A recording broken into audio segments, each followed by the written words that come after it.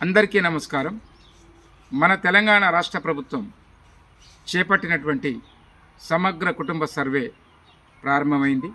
అందులో భాగంగా సర్వే అధికారులు ఎన్యూమరేటర్స్ మన ఇంటికి వచ్చినప్పుడు స్వాగతిస్తూ మన కుటుంబ వివరాలు సమగ్ర సర్వేలో భాగంగా సేకరిస్తున్నప్పుడు త్వరితగతిన అందించడానికి మనం ప్రయత్నం చేయాలి. అలా ప్రయత్నం చేస్తున్నప్పుడు కావలసినటువంటి ఆధార్ కార్డు, ధరణి పాస్బుక్, వంట గ్యాస్ వివరాలు అవన్నీ కూడా అందుబాటులో పెట్టుకోకుండా మనం వివరాలని అందించలేము. కాబట్టి ఎన్యూమరేటర్స్ మన ఇంటికి వస్తారు అని తెలియగానే ఒకరోజు ముందే అట్టి విషయాలని ఇలా 1-2 వైట్ పేపర్స్ తీసుకొని వాటి మీద కుటుంబ యజమాని, కుటుంబ సభ్యులు, వారి ఆధార్ కార్డు, వారి యొక్క ఇంటి గ్యాస్ వివరాలు, వారికి వ్యవసాయ భూమి ఉన్నట్లయితే భూమి యొక్క వివరాలను తెలియజేసే ధరణి పాస్బుక్, వారి యొక్క గృహము అంటే వారు ఎలా జీవిస్తున్నారు, వారు జీవించేటువంటి ఇల్లు సీసీ సిమెంట్తో వేసిన స్లాబా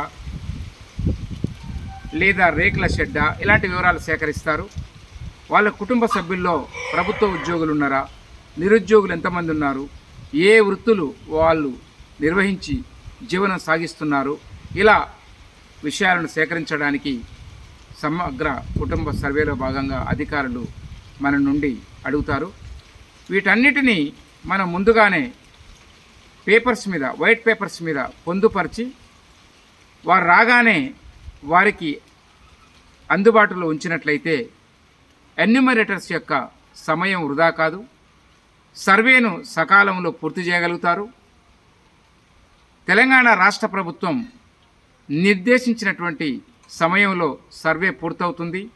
ఈ సర్వే తెలంగాణ రాష్ట్రంలోని అన్ని సామాజిక వర్గాల ప్రగతికి దోహదపడుతుంది. కాబట్టి మనము మన బాధ్యతగా, సామాజిక బాధ్యతగా భావించి సమస్త విషయాలని మనకు సంబంధించినటువంటి రాష్ట్ర ప్రభుత్వం సర్వేలో భాగంగా అడగబోతున్న విషయాలని క్లుప్తంగా వైట్ పేపర్స్ మీద పొందుపరిచి వాళ్ళకు అందుబాటులో ఉంచి మన తెలంగాణ రాష్ట్ర ప్రభుత్వం చేపట్టినటువంటి ప్రతిష్టాత్మకమైనటువంటి సమగ్ర సర్వేకు మనందరం తోడ్పాటును అందిస్తే తెలంగాణ రాష్ట్రం ప్రగతి పథంలో ప్రయాణం చేయడానికి మనందరం కూడా సహకరించినట్లు అవుతుంది. కాబట్టి మీరందరూ కూడా ప్రభుత్వానికి ఇంటింటి సర్వేలో భాగంగా మన బాధ్యతగా సహకరించవలసిందిగా మీ అందరికీ హృదయపూర్వక నమస్కారం. Thank you very much.